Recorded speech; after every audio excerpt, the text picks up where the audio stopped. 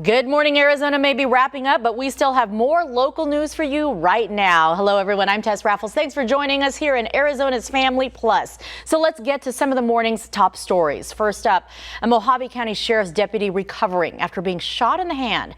It all began at a convenience store in Golden Valley, which is west of Kingman, with a report of a woman waving a gun.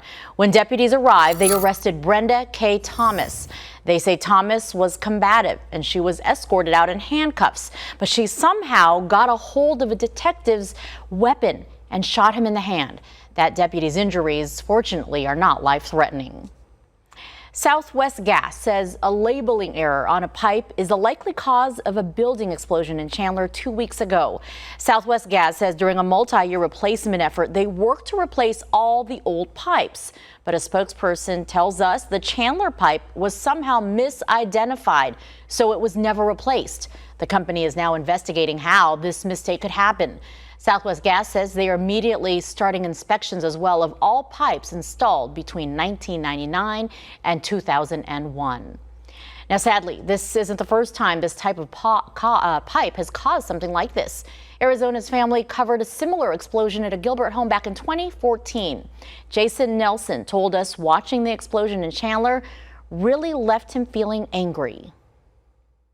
It brings me back to what happened in my accident, except it's 4 people this time, it's not 1.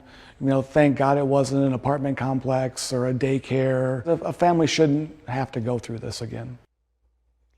And it has been a long 7 years. Nelson has had 47 surgeries and spent an entire year in the hospital. He says despite the pain and years of recovery it'll take, he says the 4 men burned will eventually be okay.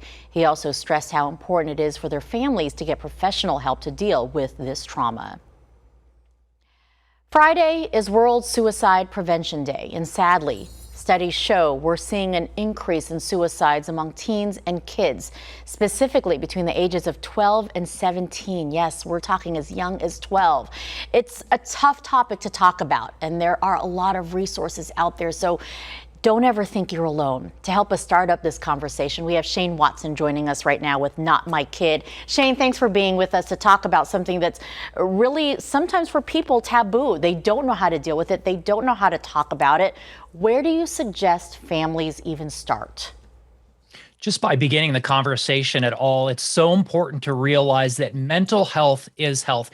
You talk about stigma and taboo. We would not be ashamed to talk to our child about a sports injury they got. We would not be ashamed to take our child to the emergency room if they broke a limb playing a sport.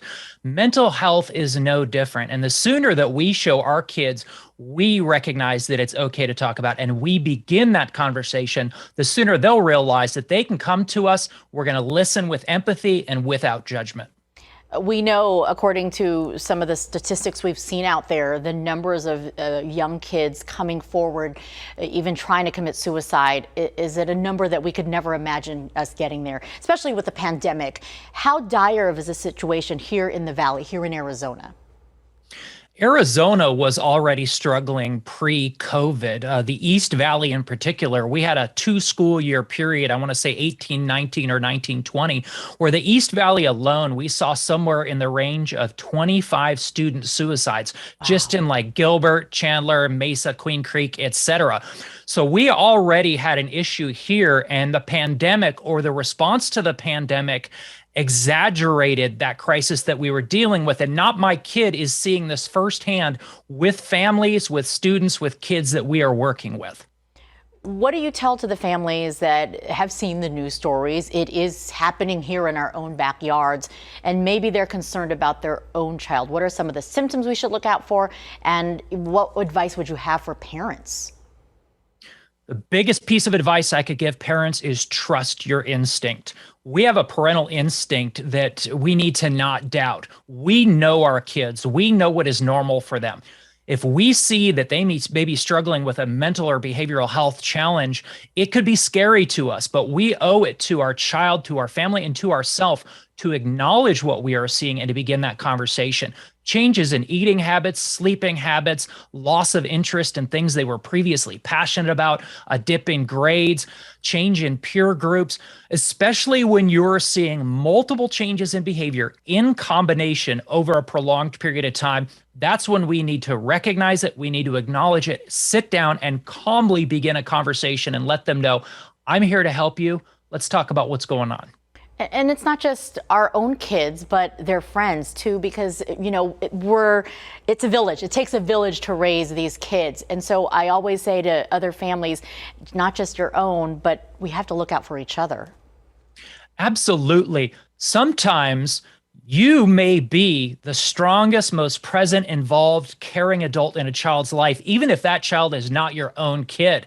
Your child's friends, when they come over and they hang out at your house, it's important to know what to look for, not only to keep your own kids healthy and safe, but their friends as well, because that child may go back to a home where the parent is neglectful or, God forbid, abusive.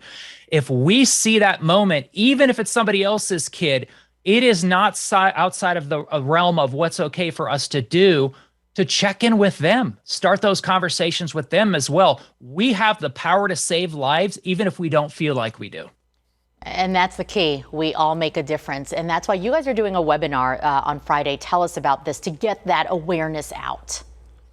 This Friday, September 10th, is World Suicide Prevention Day. From 12:30 p.m. Arizona Mountain Standard Time to 1:30 p.m.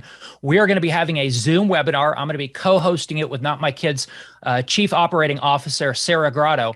We're going to be talking about, in depth, what do you look for? What are the signs and symptoms? What are the risk factors? What are the protective factors? And then, if you do see those signs and symptoms, most importantly, what do you do? How do you help that child? You don't have to be a superhero. You don't have to be a mental or behavioral health professional. Average human beings, if they are equipped with that knowledge and those resources and those tools, and they feel confident being able to move forward, I have seen firsthand average people save lives. And so we're going to be having that conversation this Friday. People can register through our Facebook page. Just look up Not My Kid on Facebook, or through our website, notmykid.org, under the events section. Not only are we going to be sharing that information, if you have questions, if you have concerns, if you need to be connected to counseling, come to the webinar, ask the questions that you want to ask, and then we will get you connected to the resources. Shane, we sure appreciate you and everything that Not My Kid does for our community. Thank you so much. Thank you. And if you or a loved one are dealing with thoughts of suicide, again, you are not alone. There is help out there. Call the National Suicide Prevention Hotline, that number there on your screen, 800-273-8255, or simply TALK, 273-TALK. To the coronavirus right now, 174 million people have been fully vaccinated against COVID-19 nationwide, but a small portion of those are still experiencing breakthrough cases of COVID, meaning they test positive after being fully vaccinated. Of the more than 2 million people in Maricopa County who are fully vaccinated, almost 18,000 have been diagnosed with what's called that breakthrough case, according to Maricopa County Public Health. Kylie has more now on an expert's take on these breakthrough cases. We've heard a lot in recent weeks about breakthrough cases. The New York Times put out this article recently saying that the average person who is fully vaccinated has a 1 in 5,000 chance each day of getting COVID. Here today to talk more about the vaccine rates in Arizona and breakthrough cases is Dr. Michael White, Chief Medical Officer of Valleywise Health. Let's talk a little bit about this article. Do you think that's fair, 1 in 5,000 chance of getting COVID if you're vaxxed? Certainly we know that the transmission rates to get COVID-19 disease are significantly less if you're vaccinated. In this New York article that we saw, that 1 in 5,000 rate is really dependent on the number of people that are vaccinated within the community. With what we're seeing here in Arizona, with being just over 50% vaccinated, the rate is probably a little higher, because in New York the rates of vaccination are in that 65 to 70% range of folks that are fully vaccinated. So do I think it's a lesser risk if you're fully vaccinated to transmit and get COVID-19 disease? Absolutely. Is it probably as good as that 1 to 5,000? Probably not quite that good here. So if you do get a breakthrough case and you're fully vaccinated, I mean, where are people getting them from? So, I think people are contracting the virus the same way that we know this virus transmits. They're being in close contact with others that may not be fully vaccinated, or those that may have mild symptoms and think that it's just a cold, and being around them without their mask, doing close interactions. And these viruses will transmit, in those environments, much like we saw in earlier waves in the pandemic. And your hospital numbers continue to show that a majority, almost all of your COVID patients are unvaccinated. Correct. We know that those folks that have been vaccinated, usually if they have a breakthrough case, if they contract COVID-19 disease, usually the symptoms are relatively mild, around that. Today, 97% of the folks that we have within the Valleywise Health Medical Center that are hospitalized for COVID-19 disease were unvaccinated around that. And those are the people that are at higher risk for this severe illness and risk of hospitalization from COVID-19 disease. Dr. White, we appreciate your time. Again, less than 18,000 breakthrough cases in Maricopa County. That number, while it does seem like a 5-digit number, it is a very small percentage of people who have been fully vaccinated with the COVID vaccine, which obviously medical experts have been saying for months now, your best protection is to get the shot. Back to you. Kylie, thank you. And thank you for watching Arizona's Family Plus. For the latest news, traffic, and weather, just head to azfamily.com or download our news app. Have a great day.